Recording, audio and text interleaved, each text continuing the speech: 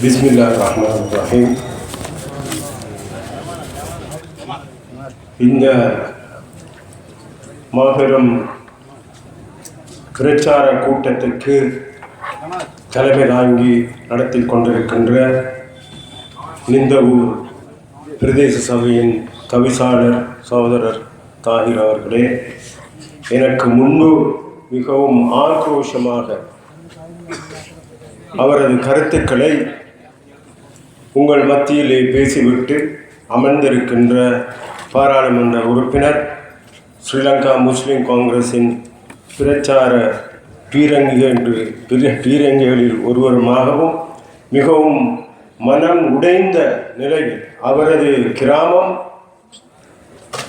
அவரது அந்த கல்முனை துண்டிக்கப்பட்டு பிரதேசவாதத்தின் பிடியில் அகப்பட்டிருக்கின்ற ஒரு அரசியல்வாதியினால் கூறு கூறாக பிரிக்கப்படுகின்ற அந்த அவல நிலையை நோக்கி அவர் இப்பொழுது நான் நினைக்கின்றேன் ஒவ்வொரு மேடையிலும் அவர் இதை பேசி வருகின்றார்.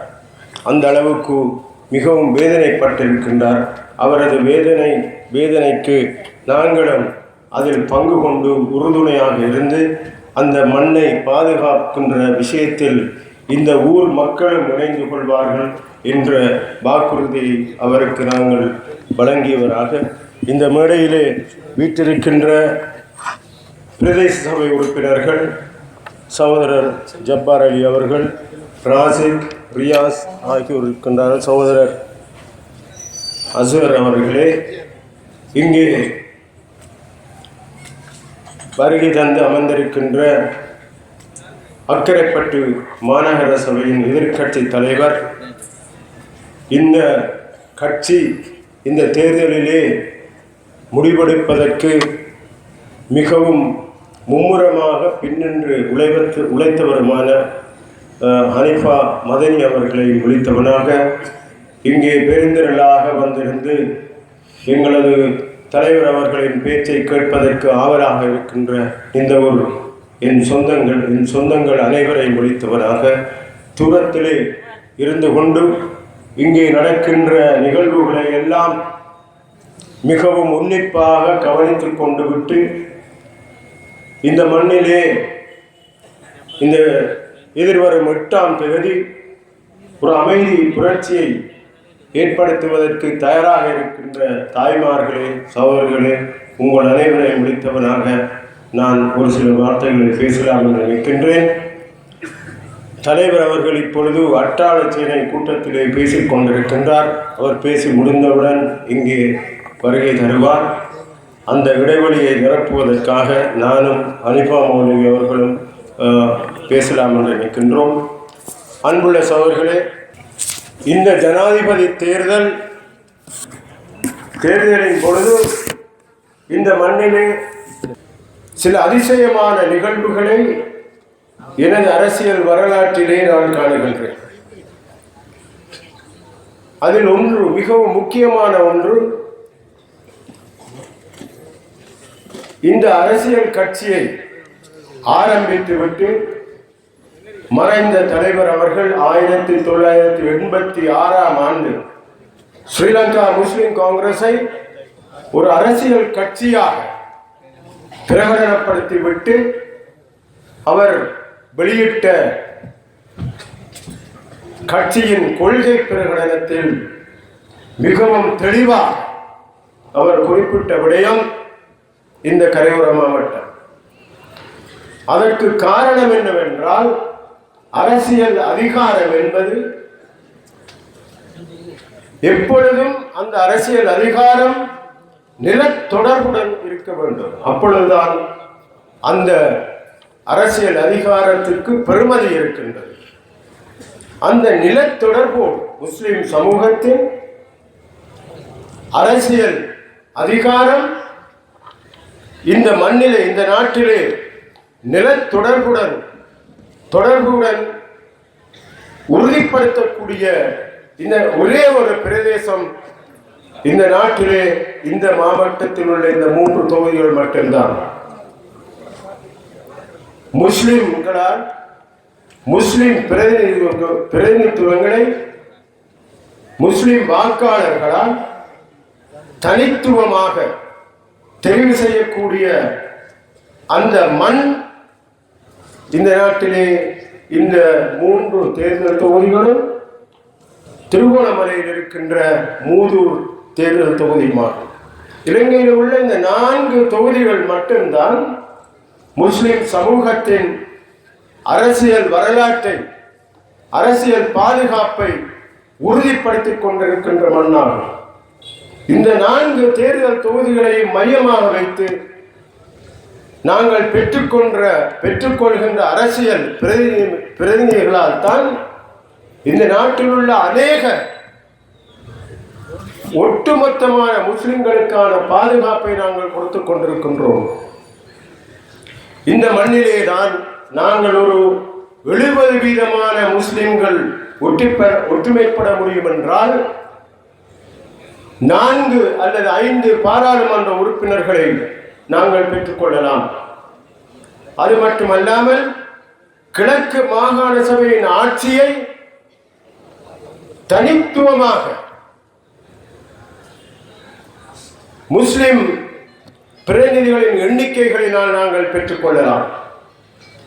ஆக குறைந்தது 9-10 உள்ளூராட்சி மன்றங்களை நாங்கள் ஆட்சி செய்யலாம்.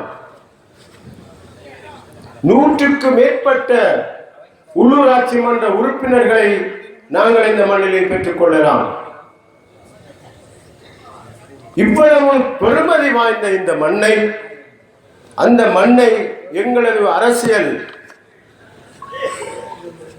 பிரதித்துவங்களுடன் தொடர்பு படுத்தி நாங்கள் அந்த நிலை தொடர்புள்ள அரசியல் அதிகாரத்தை தலைவர் அஷ்ரஃபுடைய கோட்பாடின்படி தக்க வைத்துக் கொள்வதற்காகத்தான் இந்த மண்ணுக்காக நாங்கள் போராடுகின்றோம். இந்த விஷயம் இந்த நாட்டில் உள்ள பெரும்பான்மை சமூகங்களுக்கு தெரியும். பெரும்பான்மை கடும் போக்குவாத மனோபாவத்தை கொண்ட சகலருக்கும் இந்த விஷயம் திட்ட தெளிவாக தெரியும். அதனால் தான் இந்த மண்ணிலிருந்து முஸ்லிம் சமூகத்தின் அரசியல் அந்த உடைமையை இல்லாமல் செய்வதற்காக பாரிய சதித்திட்டம் ஒன்று இப்பொழுது அவர்கள் கச்சிதமாக யோசித்து செயல்படுத்திக் கொண்டிருக்கின்றார்கள். அதில் அந்த மனோபாவத்தின் வெளிப்பாடுதான் 1961ஆம் ஆண்டு இந்த மண்ணிலே எங்களுக்கு நடந்த அநியாயமாகும்.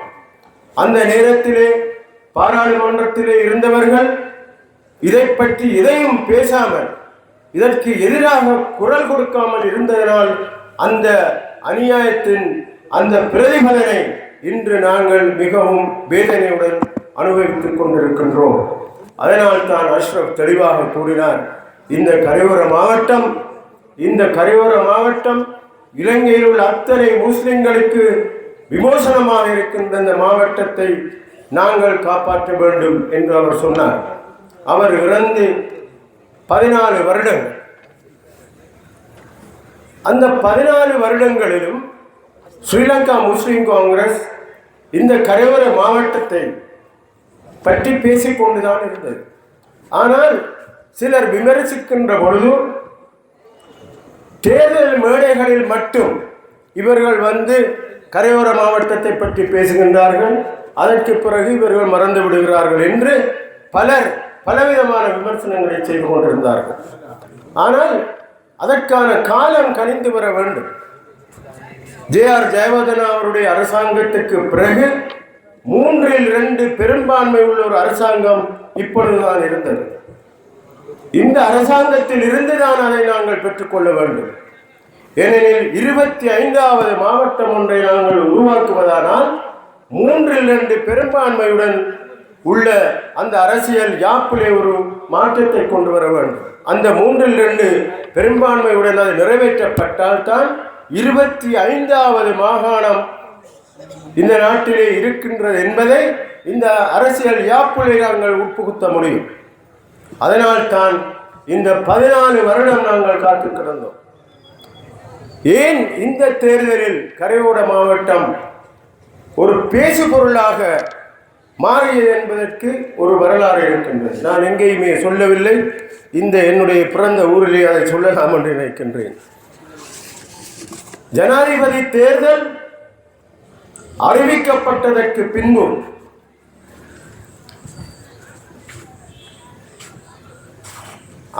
அந்த அறிவிப்பு வந்தவுடன் ஜனாதிபதி அவர்கள் ஆறுமுகம் தொண்டமானை கூப்பிட்டு ஒரு பேச்சுவார்த்தையை நடத்திவிட்டு மீடியா, அதாவது ஊடகங்களிலே செய்தியை வெளியிட்டார். இலங்கை தொழிலாளர் காங்கிரஸ் நிபந்தனையற்ற ஆதரவை இந்த அரசாங்கத்துக்கு வழங்கி இருக்கின்றது என்று. 2 நாட்களுக்கு பிறகு விமல் வீரவன்சவுடைய கட்சி நிபந்தனையற்ற ஆதரவை வழங்கியதாக செய்திகள் வெளிவந்தது. இதற்கு 2 நாளைக்கு பிறகு, அதாவது ஜனாதிபதி அவர்கள் அந்த வரவு செலவு திட்டத்தை பாராளுமன்றத்திலே சமர்ப்பித்த அன்று ஸ்ரீலங்கா முஸ்லிம் காங்கிரசுக்கு ஒரு அழைப்பு வந்தது. ஜனாதிபதியிடம் அல்ல, பசில் ராஜபக்சேவிடம் இருந்து ஒரு அழைப்பு வந்தது. முஸ்லிம் காங்கிரசுடன் கதைப்பதற்கு நாங்கள் விரும்புகின்றோம், நீங்கள் வாருங்கள் என்று சொல்லி எங்களுடைய தலைவருடைய பாராளுமன்றத்தில் உள்ள அந்த கட்டணத்தில் உள்ள அந்த காரியாலயத்திலே எல்லா எம்பிமாரையும் வருமாறு தலைவர் அவர்கள் சொன்னார்கள்.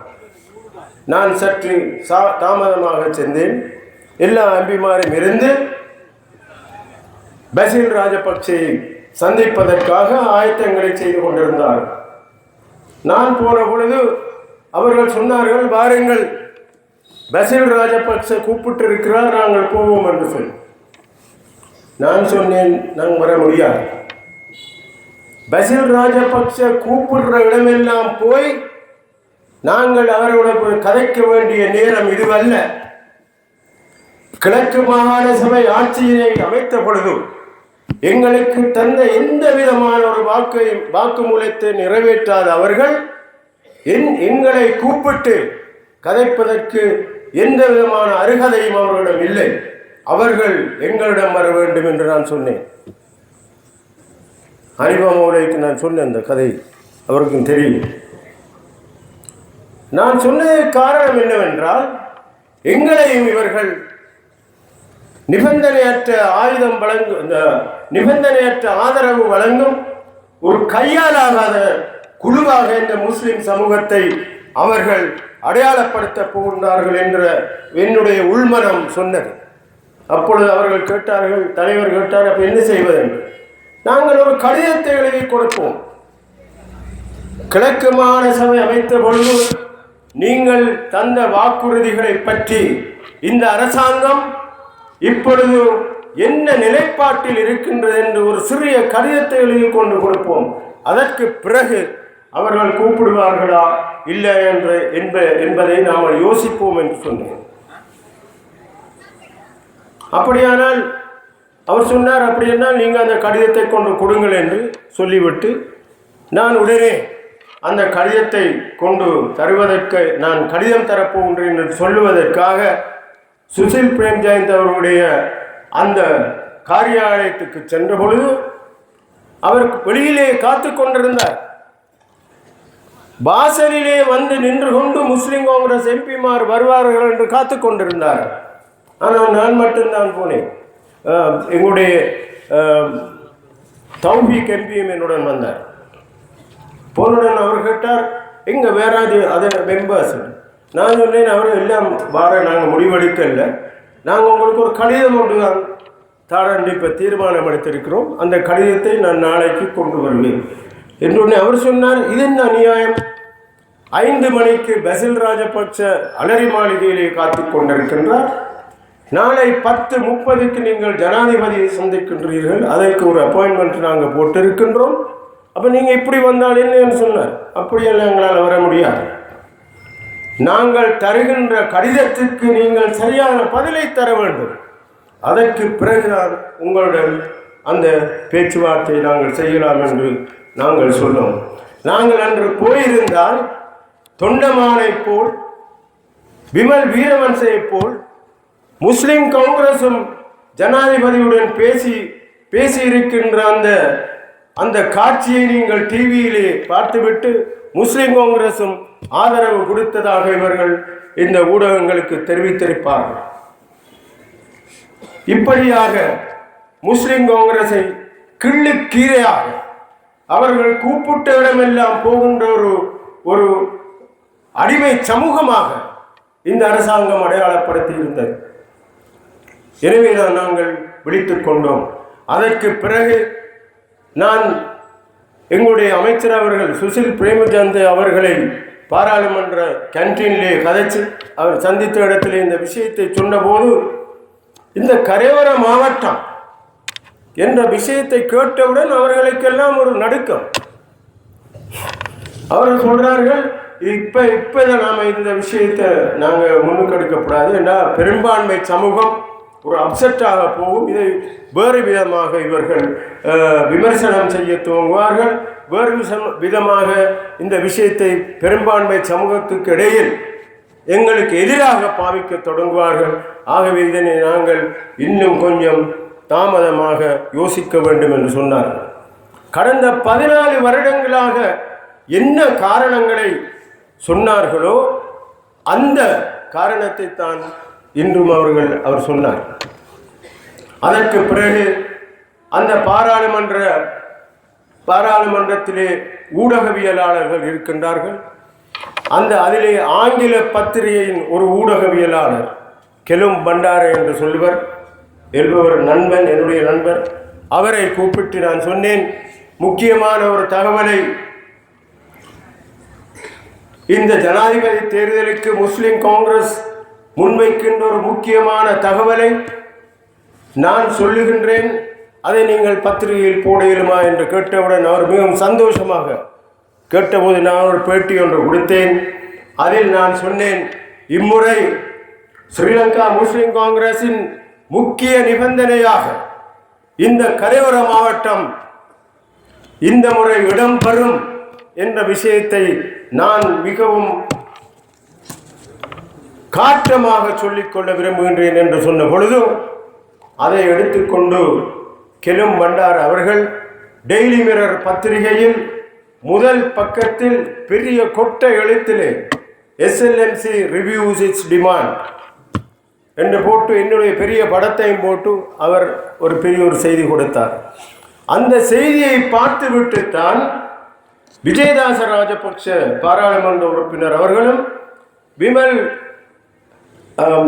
விமல் வீரவன்சல் அனுரகுமார திசநாயக்க அவர்களும் பாராளுமன்றத்திலே அடுத்த நாள் வந்து நாங்கள் தனியிடம் கேட்பதாகவும் இந்த நாட்டிலே முஸ்லிம்கள் கிழக்கை பிரித்து கேட்கின்றார்கள், இன ரீதியான ஒரு மாவட்டத்தை கேட்கிறார்கள் என்று அங்கே வந்து அவர்கள் பெரிய பிரச்சனை எடுத்த பொழுது அமைச்சர் ஜான்சன் விரட்ன, பிரதமர் டிமு ஜெயரத்ன அவர்கள் அங்கே குறுக்கிட்டு அவர்களும் அதே மாதிரியான கருத்துக்களை அங்கே சொன்னார்கள். அதனால் தான் இம்முறை கரையோர மாவட்டம் விஷயம் பத்திரிகைகளிலே வருகின்ற அளவுக்கு பிரபல்யமானது. எல்லா சிங்கள பத்திரிகைகளும் முக்கியமான இடம் கொடுத்து பலவிதமான செய்திகளையும் இதை பற்றி போட்டார்கள். கரையோர மாவட்டத்தை இம்முறை நாங்கள் தவறவிட்டால் இனியொரு அரசாங்கம், 3/2 பெரும்பான்மை இருக்கின்ற அரசாங்கம் இந்த நாட்டிலே எப்பொழுது அமையும் என்று நாங்கள் காத்து கொண்டிருக்க வேண்டியிருக்கும். இந்த 3/2 மெஜாரிட்டி அரசாங்கம் பெறுவதற்கு நாங்களும் ஒரு காரணமாக இருந்தோம். 18வது திருத்தச் சட்டத்தை நிறைவேற்றி கொடுக்கின்ற அந்த வேளையிலே நாங்களும் சேர்ந்துதான் இந்த 3/2 பெரும்பான்மையை கொடுத்திரும். அதற்கு பிரதிபகாரமாக இதை நாங்கள் பெற்றுக்கொள்ளாவிட்டால் இந்த சிங்கள மேலாதிக்கவாதிகள் என்றுமே எங்களுக்கு ஒரு விமோசனத்தை இந்த நாட்டிலே தரப்போவதில்லை. குறிப்பாக இந்த அரசாங்கம், இனவாதத்திலே தோய்ந்து கிடக்கின்ற இந்த அரசாங்கம், இந்த மனப்பாங்குள்ள இந்த பாராளுமன்ற உறுப்பினர்கள், அமைச்சர்கள், இவர்களுக்கு இடையிலே இவர்களிடமிருந்து இதை பெற்றுக்கொள்வதற்கு இந்த மாதிரியான ஒரு சரியான முடிவை முஸ்லிம் காங்கிரஸ் எடுத்தது. அதனால்தான் நீங்கள் எல்லோரும் யாருக்கு வாக்களிக்க வேண்டும் என்று தீர்மானித்திருந்தும் கூட முஸ்லிம் காங்கிரஸ் தீர்மானிக்காமல் இருந்தது. நிறைய எங்களுக்கு அழுத்தங்கள் வந்தது. வெளியே வாருங்கள், ஊட்டு போடு வாருங்கள், நாங்கள் முடிவெடுத்து விட்டோம், நீங்கள் வாருங்கள் என்றெல்லாம் இவர்கள் சொன்னார். அந்த ஒரு மாத காலம் இந்த அரசியல் வரலாற்றிலே மிகவும் மோசமான ஒரு கட்டத்துக்கு, மிகவும் மனம் வருந்தக்கூடிய ஒரு கட்டத்துக்கு இந்த முஸ்லிம் காங்கிரஸ் விமர்சிக்கப்பட்டது. ஆனால் நாங்கள் மக்களை நோக்கி சிரிப்பாயவில்லை. எடுத்த முடிவை நாங்கள் முடித்துவிட்டு எப்படியாவது இவரிடமிருந்து இந்த கரையோர மாவட்டத்தை பெற்றுக்கொள்ள வேண்டும் என்பதற்காகத்தான் அவருடன் பேசி பேசி பேசி வந்தோம். பல சுற்று பேச்சுவார்த்தைகளை நடத்தினோம். பசில் ராஜபக்ச தலைவருடைய வீட்டுக்கு வந்தார் 2 தரம். ஒவ்வொரு முறையும் வந்த பொழுது நாங்கள் தருவோம் ஒன்றையும் யோசிக்காதீர்கள், 2 நாள் கால அவகாசம் தாருங்கள், 48 மணித்தியாலம் தாருங்கள், இன்னும் 2 நாள் தாருங்கள் என்று அவர்கள் நீட்டிக்கொண்டே போனார். கடைசியாக சொன்னார்கள்,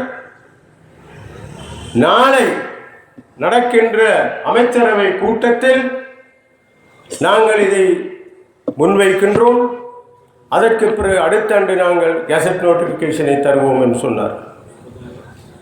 அந்த கெசட் நோட்டிஃபிகேஷன் எப்படி அமைய வேண்டும் என்ற நகலையும் கூட நீங்கள் தயாரித்து தாருங்கள் என்று சொன்னார்கள். நாங்கள் தயாரித்து கொடுத்தோம். ஆனால் அன்று கேபினட்டுக்கு அது விஷயம் வரவில்லை. கேபினட்டுக்கு வராமல் விட்டால் அடுத்த ஆண்டு கெசட் நோட்டிஃபிகேஷன் வராது. இப்படி இவர்கள் இழுத்துக்கொண்டே போய் கடைசி நேரம் வரை முஸ்லிம் காங்கிரஸ் நாங்கள் ஏமாற்றலாம் என்ற கபடத்தனமான சிந்தனையுடன், நன்றாக தெரிந்தும் இதை செய்ய முடியாது, அந்த அரசாங்கத்துக்குள் இருக்கின்ற கடும்போக்குவாதிகள் இதற்கு ஒருபோதுமே இடம் கொடுக்க மாட்டார்கள் என்று தெரிந்தும் எங்களை ஏமாற்றி கொண்டு வந்தார்கள். இதனால் தான் அந்த தாமதம் ஏற்பட்டது. இந்த கரையோர மாவட்டம் ஏன் முக்கியத்துவம் பெறுகின்றது என்றால், இங்கே நிறைய காணி சொந்தக்காரர்கள் இருக்கின்றார்கள்.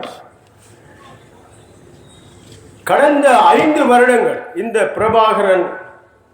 பிரபாகரன் செத்து போனது 2009ஆம் ஆண்டு. இன்றைக்கு நாங்கள் 2014 இருக்கின்றோம். 5 வருடங்கள். இந்த 5 வருடங்களுக்குள் இந்த மாவட்டத்தில் இருக்கின்ற முஸ்லிம்கள் மட்டும் 32,000 ஏக்கர் காணிகளை இழந்திருக்கின்றார்கள். இந்த விஷயம் உங்களுக்கு தெரியுமோ தெரியாது. முஸ்லிம்களின் காணிகள் மட்டும் பறிபோயிருக்கிறது. தமிழர்கள் வந்து பறிக்கவில்லை இந்த காணிகளை. இந்த அரசாங்கத்தின் திணைக்களங்கள் பறித்தெடுத்திருக்கின்றது. மிகவும் பாரதூரமான அநியாயங்களை இந்த மாவட்டத்தில் உள்ள முஸ்லிம்களுக்கு இந்த அரசாங்கம் செய்து கொண்டிருக்கின்றது. அவருடைய முழுமையான நோக்கம் என்னவென்றால், இந்த மண்ணிலே இருக்கின்ற முஸ்லிம்களின் இனப்பரம்பலை ஐதாக்கி இன்னும் ஒரு 50 வருடங்களில் பெரும்பான்மை இனங்கள் இங்கே ஊடுருவல் செய்கின்ற அளவுக்கு பல திட்டங்களை உருவாக்கி இதை ஒரு சிங்கள பெரும்பான்மை தொகுதிகளாக மாற்றுவதுதான் அவருடைய நோக்கம். அதற்கு இங்கே இருக்கின்ற சில காட்டிக் கொடுக்கின்ற அரசியல்வாதிகள் துணை போய் கொண்டிருக்கின்றார். இந்த காணி விஷயம் இவ்வளவு காலமாக நாங்கள் போராடி வருகின்றோம். இந்த முறை பாராளுமன்றத்துக்கு மட்டும் சுமார் 2000 பேர்களுடைய பெட்டிஷனை நான் பெட்டிஷன் கமிட்டிக்கு கொடுத்திருக்கின்றேன். செக்ரட்டரி ஜெனரல் என்ன சொன்னார், இப்படி இவ்வளவு பெரிய பெட்டிஷன்ஸ் பாரமெடுக்க இயலாது, அது எப்படி நாங்கள் எடுக்கிற so many people சொல்லி. அப்போ அவரிடம் நான் சொன்னேன், ஆட்கள் அதிகமாக இருக்கின்றார்கள் என்பதற்காக அநியாயத்தை கேட்காமல் இருக்க முடியாது. நீங்கள் அதற்குரிய ஏதாவது ஒரு பொறிமுறையை நீங்கள் அமைக்க வேண்டும் என்று சொல்லி அவருடைய கதைத்து குரூப் பெட்டிஷன்ஸாக கொண்டு வாங்க என்று சொல்லி மாற்றி அவ்வளவு பெட்டிஷனை இப்போ இந்த பாராளுமன்றத்தில் இருக்கிற இந்த பாராளுமன்றத்தின் வரலாற்றில் இவ்வளவு பெட்டிஷன்கள், இவ்வளவு மேல்முறையீடுகள் பாராளுமன்ற பெட்டிஷன் கமிட்டிக்கு சென்ற கொடுத்த வரலாறு கிடையாது. அம்பாறை மாவட்ட முஸ்லிம்களின் காணிகளை பற்றிய விஷயம். அதே போன்று இந்த கிழக்கு மாகாணத்தில் எம்ஐஎம் மொய்தீன் அவர்கள் ஒரு ஆய்வை செய்து அவர் அறிக்கையை வெளியிட்டிருக்கின்றார். சுமார் 60,000 ஏக்கர் காணிகளை முஸ்லிம்கள் இழந்திருக்கின்றார்கள். இவை எல்லாவற்றுக்கும் காரணம் இந்த காணி இழப்புகளுக்கும் இந்த ஊடுருவல்களுக்கும் இந்த மாவட்டத்தில் உள்ள நிலம் பறிபோவதற்கும் காரணம் இந்த அம்பாறை கச்சேரி என்பதை நான் பகிரங்கமாக கூறிக்கொள்ள விரும்புகின்றேன். 2009ஆம் ஆண்டு யுத்தம் முடிந்த பின்பு இந்த மக்கள், எங்களுடைய முஸ்லிம்கள், அவருடைய காணிகளுக்குள் திரும்ப சென்று காணிகளை எடுப்பதற்கு முயற்சிக்கின்ற பொழுது 30 வருட காலமாக வேளாண்மை செய்ய முடியாமல் இருந்த அந்த காணிகளிலே காடுகள் விளைந்திருந்தது. அந்த காடுகளை இவர்கள் ஒரு ஹெலிகாப்டரிலே போய் சென்று இதை எனக்கு அந்த காணி திணைக்களத்தில் வேலை செய்கின்ற எங்களது முஸ்லிம் சகோதரர்கள் எனக்கு இந்த தகவல்களை சொன்னார்கள். அவர்கள் ஹெலிகாப்டரிலே போய் கூகுள் மேப்பிலே காடுகளாக தெரிந்த அவ்வளவு நிலங்களையும் அடையாளப்படுத்திவிட்டு அதை ஒரு கெசட் நோட்டிபிகேஷனாக வெளியிட்டு இவ்வளவு காணிகளும் பனைராவாக்கு சொந்தம் என்ற ஒரு கெசட் நோட்டிபிகேஷனை அவர்கள் வெளியிட்டிருக்கின்றார்கள். ஒரு கெசட் நோட்டிபிகேஷன் வெளியிடுவதாக இருந்தால் அதற்கு பல படிமுறைகள் இருக்குது. அந்த பிரதேசத்தில் உள்ள டிவிஷனல் செக்ரட்டரிமாருக்கே தெரியாது கெசட் நோட்டிபிகேஷன் வந்த விஷயம். டிவிஷனல் செக்ரட்டரிஸுக்கு தெரிய வேண்டும். அந்த பிரதேசத்தில் இருக்கின்ற மக்களின் ஆலோசனைகள் பெறப்பட வேண்டும்.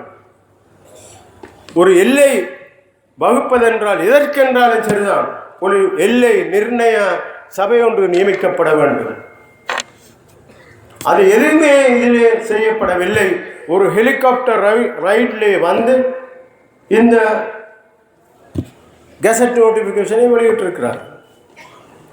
மிகப்பெரிய அநியாயம். அவர்கள் நினைக்கிறார்கள் இங்கே இருக்கின்ற முஸ்லிம்கள் எல்லாம் மடையனுகள், பேயனுகள், ஒரு மண்ணாங்கட்டியும் தெரியாதவர்கள், வந்தேறு குடிகள், இவர்களுக்கு இந்த மண்ணிலே எந்த உரிமையும் கிடையாது என்ற ஒரு இழிநிலையில் இந்த சமூகத்தை, இந்த முஸ்லிம் சமூகத்தை கட்டியாளுகின்றது இந்த அம்பாறை கச்சேரி. இந்த கச்சேரியில் இருந்து நாங்கள் விடுதலை பெற வேண்டும். ஒவ்வொரு வருடமும் இந்த அம்பாறை கச்சேரியில் வந்து அவங்கள் பாராளுமன்றத்துக்கு ஒரு ஆண்டு அறிக்கையை சமர்ப்பிப்பார்கள். ஆனுவல் ரிப்போர்ட் உங்களுக்கு வந்திருக்கும் உங்களோட பிரதேச சபைகள். ஆனுவல் ரிப்போர்ட், ஆண்டறிக்கை பாராளுமன்றத்துக்கு எல்லா நாட்டில் உள்ள அவ்வளவு கச்சேரிகளும் சமர்ப்பிக்க வேண்டும். 2013ஆம் ஆண்டு பாராளுமன்றத்துக்கு சமர்ப்பிக்கப்பட்ட இந்த மாவட்டத்தின் ஆண்டறிக்கையை நான் எடுத்து வாசித்த பொழுது மனம் பதறியது. அந்த ஆண்டறிக்கையில் முதல் 2 பக்கத்திலே இந்த அம்பாறையில் இருக்கிற ஜிஏ ஒரு முகவுரை எழுதியிருக்கின்றார். அது வழக்கமாக அந்த ஜிஏ மாறுகிறது. அந்த முகவுரிமை, அது ஹிஸ்டாரிக்கல் பேக்ரவுண்ட் ஆஃப் த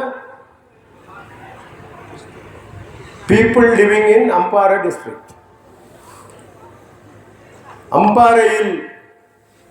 அம்பாறை மாவட்டத்தில் வசிக்கின்ற மக்களின் வரலாற்று பின்னணி. அந்த 2 பக்கத்திலேயும் ஒரு வார்த்தை கூட முஸ்லிம்களை பற்றியோ தமிழர்களை பற்றியோ அதில் இல்லை. தனிய சிங்கள மக்கள் மட்டுமே இருக்கின்ற ஒரு மாவட்டமாக தலையிலே அவர் நினைத்து கொண்டு அந்த முகவரிகளை இருக்கின்றார். இந்த பாராளுமன்றம், அந்த பாராளுமன்றத்தில் இருக்கிற அமைச்சர், பப்ளிக் அட்மினிஸ்ட்ரேஷன் அமைச்சர் இதை அவர்கள் ஏற்றுக்கொண்டிருக்கின்றார்கள். இந்த மாவட்டத்தில் முஸ்லிம்கள் தமிழர்கள் என்று யாருமே கிடையாது என்ற அளவுக்கு அந்த மனப்பாங்குடன் இந்த அம்பாறை கச்சேரியில் இருக்கின்ற இந்த அம்பாறை அதிகார மையத்தில் உள்ள அந்த ஜிஏ அந்த முகவுரையை எழுதியிருக்கின்றார். இத்தனைக்கும் 76% மக்கள், இந்த மாவட்டத்திலே வாழ்கின்ற மக்கள் தமிழ் பேசும் மக்கள். ஆக 24% மட்டும்தான் பெரும்பான்மை சிங்கள சகோதரர்கள் இருக்கின்ற மாவட்டம். அந்த இவ்வளவு பெரும்பான்மையாக இருக்கின்ற அந்த மக்கள் அந்த ஆண்டறிக்கையில் புறக்கணிக்கப்பட்டிருக்கின்றார்கள். சென்ற 21ஆம் தேதி பாராளுமன்றத்திலே நான் பேசும் பொழுது இதை தொட்டு காட்டிவிட்டு நான் கேட்டேன் அவர்களிடம், இது இனவாதமா? ஏன் எங்கள் பேர் இந்த முகமுறையில் வரவில்லை என்று நாங்கள் கேட்டால் நாங்கள் இனவாதமா பேசுகின்றோம், நீங்கள் செய்தது இனவாதம் இல்லையா என்று நான் கேட்டேன். என்னுடைய அந்த உரை முடித்ததற்கு பிறகு கேட்டுக்கொண்டிருந்த 2-3 மெம்பர்ஸ் என்னிடம் வந்து மிகவும் மனவருத்தப்பட்டு பேசினார்கள். பெரும்பான்மை சமூகத்தைச் சேர்ந்தவர்கள். இப்படியெல்லாம் நான்சென்ஸ். இது என்ன முஸ்லீம் இதவே இப்படி எழுதுறாங்கன்னு அவங்க மிச்சம் மனவருத்தப்பட்டாங்க. அந்த நிலையிலே தான் இந்த நாட்டிலே உள்ள ஆட்சியும் இந்த அதிகார மையமும் இயங்கிக் கொண்டிருக்கின்றது. இவ்வாறான பிரச்சனைகள் மேலும் மேலும் பெருகிக் கொண்டு போகக்கூடாது என்பதற்காகத்தான் நாங்கள் இந்த அம்பாறை கச்சேரியை மையப்படுத்தி எங்களுடைய இந்த விடயங்களை பேசிக்கொண்டிருக்கின்றோம்.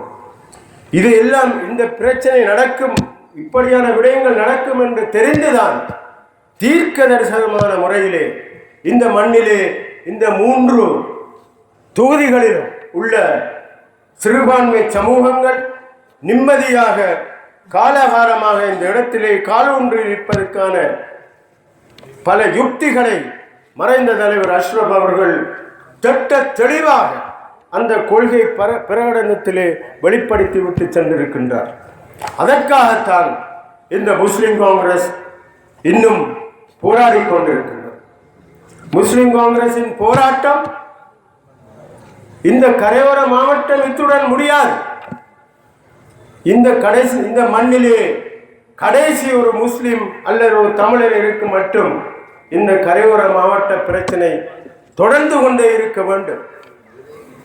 ஆனால் இந்த துரதிர்ஷ்டவசமாக இந்த மண்ணிலே இருக்கின்ற இந்த பிரதேசத்தில் இருக்கின்ற அரசு சார்பு அரசியல்வாதிகள் இந்த கலப்பட வியாபாரம் செய்வதால் இந்த பிரச்சனைகளை நாங்கள் தீர்த்து கொள்ள முடியாமல் இருக்கின்றது.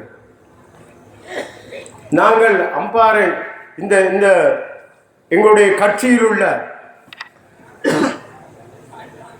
அந்த பிரதிநிதிகள் குழு, பிஆர்சி மெம்பர்ஸ், பாராளுமன்ற உறுப்பினர்கள், மாகாண சபை உறுப்பினர்கள், உள்ளூராட்சி மன்ற உறுப்பினர்களுக்கு நாங்கள் ஒரு அந்த நிலம் சம்பந்தமான பிரச்சனைகளை பற்றி ஒரு செயல் அமர்வு கொழும்பிலே நடத்தினோம். ப்ரொஃபசர் VT தமிழ்மாறன் அவரை நாங்கள் கூப்பிட்டு அவரிடம் இந்த விளக்கத்தை சொன்னபோது அவர் ஒரு தரம் எங்களுக்கு சொன்னார், இந்த நாட்டிலே ஒரு சட்டம் இருக்கின்றது, நில பங்கீடு செய்கின்ற ஒரு சட்டம் இருக்கின்றது. யாப்புப்படி இந்த பிரதேசத்தில் இந்த மண்ணிலே எங்கேயாவது ஒரு அரச நிலம் இருக்கும் என்றால் அதை நாங்கள் மக்களுக்கு பங்கிடுவதாக இருந்தால் இன விகிதாசாரப்படிதான் அந்த நிலம் பங்கிடப்பட வேண்டும் என்று எங்களுடைய அந்த காணி ஆணை சட்டத்திலே இருக்கின்றது. அப்படியானால் இந்த ஊரிலே ஒரு 10 ஏக்கர் காணியை அரசாங்க காணி நாங்கள் கொடுப்பதாக இருந்தால் அதில் சிங்களவர்களுக்கு நாங்கள் காணி கொடுக்க வேண்டும். அதை இங்கே வந்து சொல்லுகிறார்கள். அஷ்ரஃபுக்கு தெரியும், எங்களுடைய அந்த வீட்டு திட்டம் எல்லாம் வந்து கரைச்சப்படுத்துகிறாங்க. அது நாட்டு சட்டம். அந்த சட்டத்தை முஸ்லிம் தமிழ் பிரதேசங்களுக்குள்ளதான் அவங்க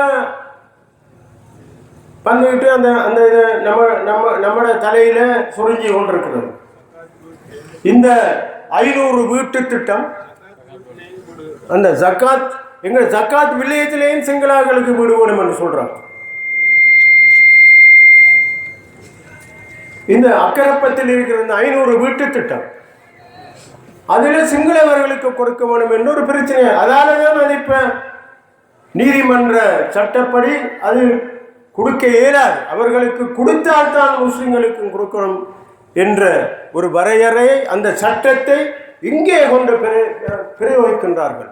ஆனால் அதே நேரம் ஆயிரக்கணக்கான ஏக்கர் காணிகளை இந்த அம்பாறை மாவட்டத்தில் உள்ள ஏனைய பிரதேசங்களில், சிங்கள பிரதேசங்களிலே அவர்கள் சிங்கள மக்களுக்கு கொடுத்து கொண்டே இருக்கின்றார்கள். ஆனால் ஒரு இஞ்சி நிலமாவது இந்த நாட்டின் சட்டப்படி இங்கே இருக்கின்ற முஸ்லிம்களுக்கு அவர்கள் கொடுப்பதில்லை. அங்கே என்ன நடக்கின்ற என்று கூட எங்களுக்கு தெரியாமல் இருக்கின்றது. இன்னும் ஒரு 10 வருடங்களுக்கு பிறகு இந்த நாட்டிலே வாக்காளர் பட்டியல் ஒன்று தயாரிக்கப்படுமானால் எங்களை விட இந்த திகாமடலை மாவட்டத்திலே முஸ்லிம் தமிழர்களை விட கூடிய சிங்கள மக்கள் அந்த பிரதேசத்திலே வாக்காளர்களாக குடியேற்றப்பட்டு பதிவு செய்யப்பட்டிருப்பார்கள். இந்த அநியாயம் எங்கள் மாவட்டத்திலே நடக்கின்றது. இதிலிருந்து விடுதலை பெறுவதற்காகத்தான் இந்த 3 தேர்தல் தொகுதிகளையும் நாங்கள் ஒரு தனியான ஒரு மாவட்டமாக பிரகடனப்படுத்துவதற்கான கோரிக்கையை முன்வைத்திருக்கின்றோம். அதுதான் எங்களது கரையோர மாவட்டம்.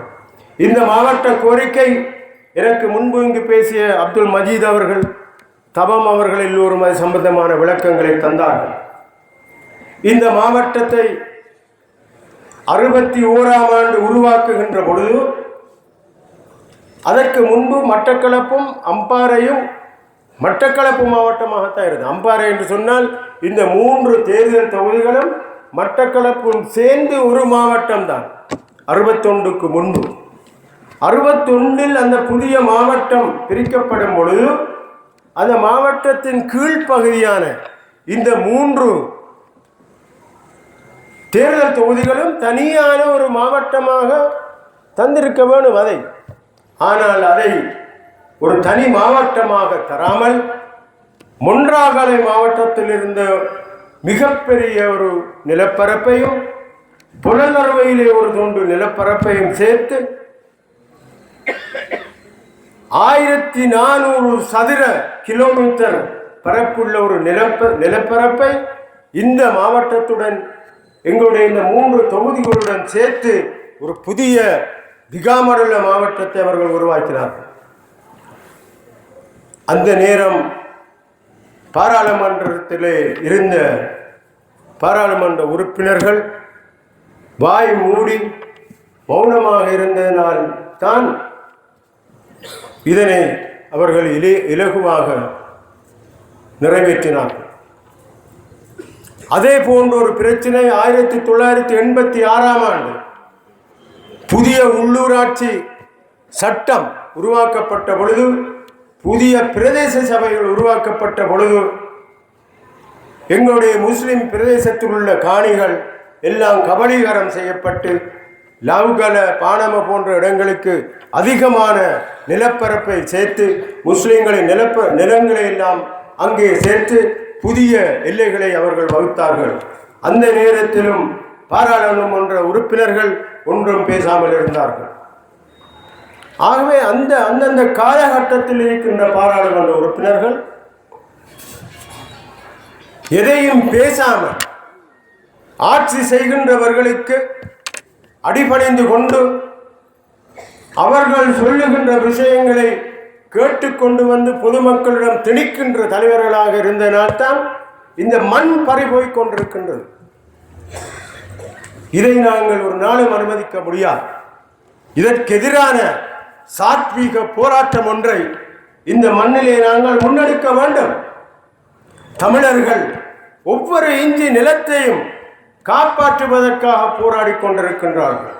ஒரு 30 ஏக்கர் காணியை எடுப்பதற்கு இராணுவம் போனாலும் நூற்றுக்கணக்கான ஆயிரக்கணக்கான மக்கள் அந்த நில அளவை செய்வ வருபவர்களை தடை செய்து ஒரு பிரச்சனையாக்கி அப்படியே திருப்பி அனுப்புகின்றார்கள். ஆனால் எங்கள் மாவட்டத்தில் அப்படி அல்ல. பொத்துவிலே இருக்கின்ற சகோதரரின் காணி பறிபோனால் கல்முனையில் இருக்கின்ற வியாபாரி நினைப்பார், நல்ல காலம் அல்லாஹ் காப்பாற்றினா நம்முடைய கடை நிம்மதியாக இருக்கு என்று நினைக்கின்ற ஒரு நினைவுதான் இருக்கின்றது. இந்த காணி இது மாதிரி நிறைய விஷயங்கள் முஸ்லிம்களுக்கு காணி பிரச்சனை மட்டுமல்ல, பல பிரச்சனைகள் இருக்கின்றது. சம்மாந்துறை கிராமத்தின் எல்லையை களவெடுத்திருக்கிறார்கள். 500 ஏக்கரை சம்மாந்துறை கிராமத்தின் எல்லையை எடுத்து அம்பாறையோடு சேர்த்திருக்கிறார். அப்ப இது 1943ஆம் ஆண்டு செஞ்ச சர்வே மேப்ல சம்மாந்துறை அந்த சபையில் புதிய ஒரு சர்வே மேப்பை உருவாக்கி 500 ஏக்கர்ஸ் இங்க இருக்கிறார் எங்களுடைய அசீஸ், அவருடைய காணியும் பறிபோய் இருக்கிறது. அதெல்லாம் அப்படியே இராணுவத்துக்கு வீடு கட்டி கொடுத்திருக்கின்றார்கள். பொதுவாக சொல்ல போனால் இந்த மாவட்டத்திலே முஸ்லிம்களை, தமிழர்களை, சிறுபான்மை சமூகங்களை ஒரு கிள்ளுக்கீரையாக இந்த பிரதேசத்தில் இருக்கின்ற ஆடு மாடுகள் போன்று எந்த விதமான உணர்வும் இல்லாத இன்னும் ஒரு ஆடு மாட்டுடன் சேர்ந்து முஸ்லிம் தமிழர்கள் என்று சொல்ற லெவலுக்குத்தான் அவங்களோட சிந்தனை இருக்கின்றது. இப்படியான ஒரு நிர்வாகத்தில் இருந்து இந்த மக்களை, இந்த நிலத்தை மீட்டெடுக்கின்றதற்காகத்தான் இந்த போராட்டத்தை நாங்கள் செய்து கொண்டிருக்கின்றோம். இன்ஷா அல்லாஹ் நீங்கள் கேட்கலாம், மைத்திரிபால சிறிசேன வந்தோன்னா செஞ்சு தருவாரான்னு கேட்கலாம். அதை எங்களிடம் கேட்டார்கள். மைத்திரிபால சிறிசேனையுடன் நீங்கள் ஏதாவது ஒப்பந்தம் செய்தீர்களா? இன்னொரு விஷயத்தை நான் சொல்ல வேண்டும். முதல் முறையாக ஒரு தேசிய மட்ட தேர்தலில் முஸ்லிம் காங்கிரஸ் எந்த விதமான நிபந்தனையும் வைக்காமல் இந்த தேர்தலிலே களமிறங்கி இருக்கின்றது. யாருடனும் அரசாங்கத்துடனும் நாங்கள் எந்த விதமான நிபந்தனையும் வைக்கவில்லை. இந்த நிபந்தனை, இந்த கரையோர மாவட்ட நிபந்தனை இந்த ஜனாதிபதி தேர்தலுக்குரிய நிபந்தனை அல்ல. 2012ஆம் ஆண்டு கிழக்கு மாகாண சபையை அமைப்பதற்காக எங்களுக்கு தந்த அந்த 8 வாக்குறுதிகளிலே ஒன்றுதான் இந்த கரையோர மாவட்டம். அந்த நேரத்திலே எங்களுடைய உதவியை எடுப்பதற்கு எங்கள் காலடியில் வந்து விழுந்த இந்த அரசாங்கம் அவர்களை காப்பாற்றுவதற்காக மானம் போய் நின்ற அவர்களுடைய நிலையிலிருந்து நாங்கள் அவர்களை காப்பாற்றுவதற்காக கொடுத்த எங்களுக்கு தந்த வாக்குறுதிகளைத்தான் இந்த ஜனாதிபதி தேர்தலில் நிபந்தனைகளாக நாங்கள் கேட்கின்றோம். புதிய நிபந்தனைகள் எதையுமே நாங்கள் வைக்கவில்லை. முஸ்லிம் காங்கிரசின் வரலாற்றிலே நாங்கள் சந்தித்த தேசிய மட்ட தேர்தலில் இம்முறை மட்டும்தான் நாங்கள் எந்த நிபந்தனையும் வைக்காமல் நாங்கள் களமிறங்கினோம். ஏனெனில் இதை கிழக்கு மாகாண சபை தேர்தலுடன் நாங்கள் சேர்த்து பார்க்கின்றோம். கிழக்கு மாகாண சபை தேர்தல் அரசாங்கத்தை பொறுத்தவரையில் மிகவும் முக்கியமான. கிழக்கு மாகாண சபை பிரிக்கப்பட்டதற்கு பிறகு வடக்கிலே தேர்தல் நடந்த பொழுது முழுது வடக்கும் தமிழர்களுக்கு போய்விட்டது.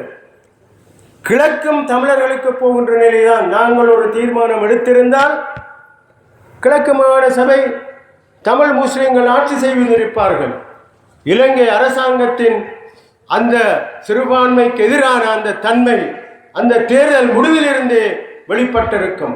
அந்த சர்வதேச மட்டத்திலே இவர்கள் தங்கள் மானத்தையும் மரியாதையும் இழந்து இந்த நாட்டிலே உள்ள சிறுபான்மை சமூகங்களுக்கு அநியாயம் செய்கின்றார்கள் என்பதை நிரூபிக்கின்ற ஒரு தேர்தல் முடிவாக இருந்த போதிலும் நாங்கள் இந்த அரசாங்கத்தை காப்பாற்றினோம். அதற்கு ஒரு காரணம் இருந்தது.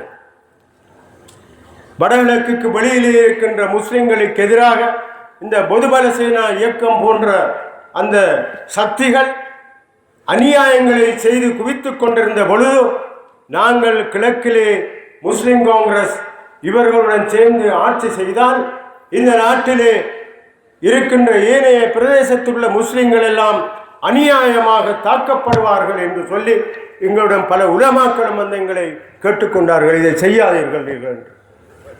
அதற்காகத்தான் நாங்கள் இந்த அரசாங்கத்துடன் போய் நாங்கள் இந்த நிபந்தனைகளை வைத்து சேர்ந்தோம். ஆனால் இவ்வளவு தீர்க்கமாக இந்த உலமாக்களின் மற்ற புத்திஜீவிகளின் அந்த ஆலோசனைகளை கேட்டு நாங்கள் அந்த முடிவை எடுத்து இவர்களுக்கு உதவி செய்ததற்கு பின்பும் அழுக்கமையிலும் வேர்வலையிலும் அவர்கள் அடித்து நொறுக்கினார்கள். இதுதான் இந்த நாட்டில் உள்ள பெரும்பான்மை சமூகத்தின் மனோபாவம். எந்த ஒரு கட்டத்திலும் இவர்களை நாங்கள் நம்ப முடியாது. இப்பொழுதும் கூட 2015ஆம் ஆண்டு இந்த நாட்டிலே ஒரு பெரிய ஒரு இனக்கலவரம் முஸ்லிம்களுக்கும் சிங்களவர்களுக்கும் ஏற்படும் என்று சொல்லி இந்த பொதுபதல் சேனா எதிர்வு கூறியிருக்கின்றது. பகிரங்கமாக பத்திரிகையிலே வந்தது. அவர்கள் ஒரு மாநாட்டிலே ஒரு தீர்மானமாக கூட எடுத்திருக்கின்றார்கள். அப்படியான ஒரு சூழலில் ஒரு மிகப்பெரிய பூகம்பத்தை இந்த நாட்டிலே உள்ள முஸ்லிம்கள் எதிர்கொண்ட ஒரு நிலையில் இந்த தேர்தலை நாங்கள் சந்திக்கின்றோம். இந்த தேர்தலில் நாங்கள் எடுத்திருக்கின்ற அந்த முடிவு கட்சி எடுத்த முடிவு அல்ல, நீங்கள் எடுத்த முடிவு. ஒட்டுமொத்தமாக இந்த நாட்டில் உள்ள முஸ்லிம் சமூகம் அனைவரும் தீர்மானித்த ஒரு முடிவுதான் இந்த முடிவு. நீங்கள் இந்த முடிவை எடுத்ததற்கு நம்மளுடைய பிரதேசத்தில் எந்த பள்ளிவாசலும் உடையவில்லை, எந்த பிரச்சனையும் எங்களுக்கு வரவில்லை. ஆனால் எங்கள் சகோதரர்கள் சிறுபான்மையாக வாழ்கின்ற பிரதேசங்களில் அந்த நடந்த அநியாயத்துக்காக நீங்களும் துடித்தெழுந்திருக்கின்றீர்கள். அப்படியான ஒரு நிலையிலே இன்று ஞானசார தேரர் 2015 நடக்கவிருக்கின்ற நிகழ்வை எதிர்வு கூறியிருக்கின்ற இந்த கட்டத்திலே இந்த தேர்தலை நாங்கள் சந்திக்கின்றோம். அன்புள்ள சகோதரர்களே, இப்பொழுது எங்களுக்கு முன்னிலை இருக்கின்றது ஒரே ஒரு காரணத்துக்காக வேண்டித்தான் நாங்கள் இந்த தேர்தலில் எடுத்த முடிவும். நாங்கள் இந்த ஹைகமாண்டை கூடி எங்களோட ஹைகமாண்ட் மெம்பர் இருக்கிறார், தாயிரம் இருக்கிறார், கருத்துக்களை கேட்கின்ற பொழுது அநேகமான உறுப்பினர்கள் அவர் வென்றால் என்ன நடக்கும், இவர் வென்றால் என்ன நடக்கும், அது அப்படி நடக்குமா இப்படி நடக்குமா என்பதை பற்றித்தான் பேசிக் கொண்டிருந்தார்கள். நான் சொன்னேன் அவர்களுக்கு, மறைவான விஷயங்களை பற்றி நாங்கள் தீர்மானிக்க முடியாது, அது அல்லாஹ்வுக்கு சொந்தம். மறைவான எந்த விஷயத்தையும் எங்களுக்கு தீர்மானம் எடுக்க முடியாது. நாங்கள் இஹ்லாஸான முடிவு எடுக்க வேண்டும். எடுத்தால் அல்லாஹ்வுடைய அருள் எங்களுக்கு இருக்கும். எனவே இந்த தேர்தலில் நாங்கள் எடுத்த முடிவு யார் வெல்லுவார் யார் தோப்பார் என்ற முடிவு அல்ல. எது சரி எது பிழை என்ற ஒரு அளவுகோலை வைத்துத்தான் இந்த தேர்தலிலே முஸ்லிம் காங்கிரஸ் முடிவெடுத்திருக்கின்றது. சரியான வழி முஸ்லிம் சமூகம் எடுத்த முடிவு. அந்த முடிவுக்கு பின்னால் முஸ்லிம் காங்கிரஸ் வந்திருக்கின்றது. இன்று எங்களுக்கு முன்னிலை இருக்கின்ற மிகப்பெரிய ஒரு வேலை திட்டம் என்னவென்றால், இந்த அராஜகமான இந்த நாட்டில் உள்ள சிறுபான்மை சமூகங்களை கொச்சைப்படுத்துகின்ற, அவர்களின் கௌரவம், தனித்துவம், உணர்வுகள் எல்லாவற்றுக்கும் சவாலாக இருக்கின்ற இந்த அநியாயமான அரசை நாங்கள் தோற்கடிப்பதன் மூலம் எங்களுக்கு எதிராக கட்டவிழ்த்து விடப்பட்டு வருகின்ற இந்த அநியாயமான செயல்களுக்கு ஒரு உடனடியான ஒரு முடிவை நாங்கள் காண வேண்டியிருக்கின்றது. மைத்திரிபால சிறிசேனவின் பக்கத்திலே JHU போன்ற இனவாதிகள் இருக்கின்றார்கள் என்று பிரச்சாரம் செய்கின்றார்கள். JHU ஞானசார தேரர் மாதிரி பன்சலையிலே கூட்டம் போட்டு வாருங்கள் நாங்கள் அழுக்கமைப்பை அடிப்போம் உடைப்போம் என்று கூப்பிடுகின்றவர்கள் அல்ல. அவர்கள் புத்திஜீவிகள். அவர்களுடன் நாங்கள் கதைக்கலாம். கதைப்பதை கேட்பவர்கள். இதை போன்ற ஒரு மிருகத்தனமான கொள்கை உள்ள ஆட்கள் அல்ல அவர்கள். இந்த கரையோர மாவட்ட விஷயத்தை கூட JHUவும் JVPயும் சிங்கள மக்களுக்கு மத்தியிலே பிரச்சாரம் செய்து அவர்கள் கரையோர மாவட்டம் கொடுக்கக்கூடாது என்ற கொள்கையில் இருந்தாலும் இது புலிகள் போன்றது அல்ல, இது தனிநாடு அல்ல, இது ஒரு மாகாணத்தை பிரித்து கேட்கின்ற விஷயம் அல்ல, இது அவர்களுக்கு இருக்கின்ற பிரச்சனை. இந்த கரையோர மாவட்டத்தில் இருக்கிற தமிழ் பேசும் மக்களின் பாஷை பிரச்சனை. அவர்களுடைய சொந்த பாஷையிலே சொந்த மொழியிலே அவர்களுடைய பிரதேசங்களில் ஒரு நிர்வாக அழகை வேண்டும் என்று கேட்கிறார்கள். அவர்கள் கேட்கிறதில் சில நியாயங்கள் இருக்கின்றது. அதை நாங்கள் பேச வேண்டும். அவர்களுடன் இன்னும் நிறைவாக பேசி அதை நாங்கள் எல்லோரும் சேர்ந்து ஒரு முடிவெடுக்க வேண்டும் என்று எங்களை அவர்கள் காப்பாற்றிக் கொண்டு சிங்கள மக்களுக்கு மத்தியிலே ஒழுங்கான பிரச்சாரங்களை செய்து கொண்டிருக்கின்றார்கள். அதே நேரம் நாட்டின் ஜனாதிபதி வாய் கூசாமல் கிழக்கை பிரித்து கேட்கின்றார்கள். நான் கொடுக்க மாட்டேன், இது என்னுடைய நாடு என்று சொல்லுகின்றார். கிழக்கை பிரித்து யார் கேட்டது? இந்த விஷயம் கூட விளங்காத ஒருவர் பாரதூரமாக சிங்கள மக்களுக்கு மத்தியிலே எங்களை பற்றியும் மிகவும் மோசமான பிரச்சாரத்தை எடுத்து சென்று கொண்டு இந்த மக்களின் மனதை கெடுத்துக் கொண்டிருக்கின்றார்கள். இந்த நாட்டில் உள்ள பெரும்பான்மை சமூகம் எப்பொழுதும் சிறுபான்மைகளுக்கு எதிரானவர்களாக இருக்க வேண்டும். அப்பொழுதுதான் நாங்கள் அரசியல் செய்யலாம் என்பதற்காக தங்களுடைய சொந்த அரசியல் நலனுக்காக இந்த நாட்டில் உள்ள ஒவ்வொரு சமூகத்தையும் பலி கொடுத்துக் கொண்டிருக்கின்ற ஒரு கேவலமான அரசாங்கம் இந்த அரசாங்கம். இந்த அரசாங்கத்தில் நாங்கள் இருந்த பொழுது எங்கள் கட்சியை அழிக்க போனார்கள், முஸ்லிம் சமூகத்தை அழிக்க போனார்கள், மிகப்பெரிய அநியாயங்களை தமிழ் முஸ்லிம் மக்களுக்கு செய்து கொண்டிருந்தார்கள். இப்படியான ஒரு நிலைமையில் இருந்து எங்களுக்கு இப்பொழுது தேவைப்படுகின்றது ஒரு இந்த வேகத்தை குறைக்க வேண்டிய ஒரு தேவை எங்களுக்கு முன்னிலையில் இருக்கின்றது. எனவேதான் அன்புள்ள சகோதரர்களே, நான் அதிகம் பேசவில்லை, மௌலவியும் பேச வேண்டும், தலைவர் வந்து விடுவார். எனவேதான் இந்த தேர்தல் மிகவும் முக்கியமான ஒரு தேர்தல்.